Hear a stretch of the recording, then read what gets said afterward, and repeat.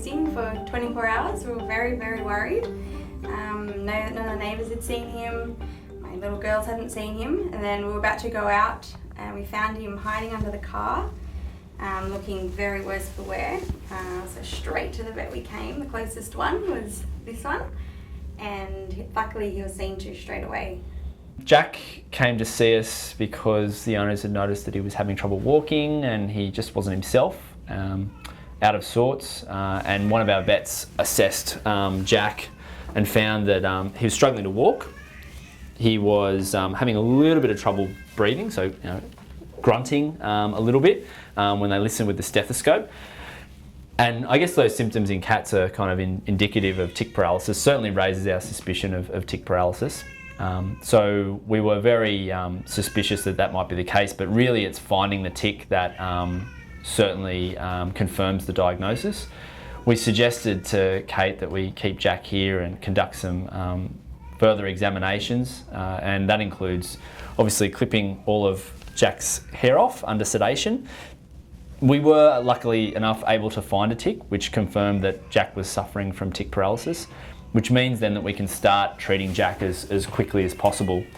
So that consisted of putting Jack on a drip initially after some sedative, and giving tick anti-serum to Jack to help neutralise the toxin that was in Jack's system that was binding to the nerve receptors in Jack's body and stopping Jack from using those nerves, which is causing the wobbliness in the back legs, the laryngeal paralysis, and also making Jack feel generally unwell and nauseous. So the treatment normally involves admitting the patient to the hospital, obviously. Like Jack needed to stay with us for a couple of days. We needed to place an intravenous catheter in Jack's leg. You can see that Jack had his cannula in his front leg here. And we gave Jack some sedative just to keep him calm. One of the biggest issues with cats with tick paralysis is that they become very stressed. And stress can make them breathe more rapidly. When they've got laryngeal paralysis, they're partially obstructed in their airways. So when they're breathing more rapidly, this part becomes more pronounced and they get more stressed and it becomes a vicious cycle. So sedation really helps to break that cycle and get them to relax and breathe more calmly and slowly. And it allows us also to clip all their hair off just to make sure that they haven't got any more ticks. They stay in hospital then for a few days on a glucose drip, and we restrict access to food and water until they've got that swallowing reflex back, which can often be impaired also with tick paralysis, just to make sure that they don't throw up and have food or saliva or vomit go down the wrong way. Yeah.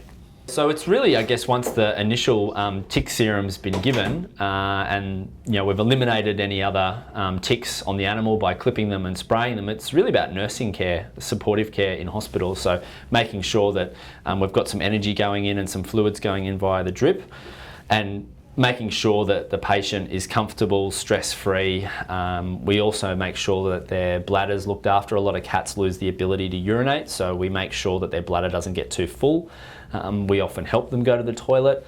It also consists of looking after their eyes, particularly because the ticks are often on their head and they can actually lose the ability to blink. So we make sure that they're getting eye ointment in their eyes every 4 hours so that their eyes don't dry out and they don't develop any injuries to their eye. All that kind of nursing care and supportive care once they've had the initial tick serum, just to get them into a state where they can go home safely and their care can continue at home with the owner. We're so happy to see him back and full of beans again, eating, happy, engaging with us.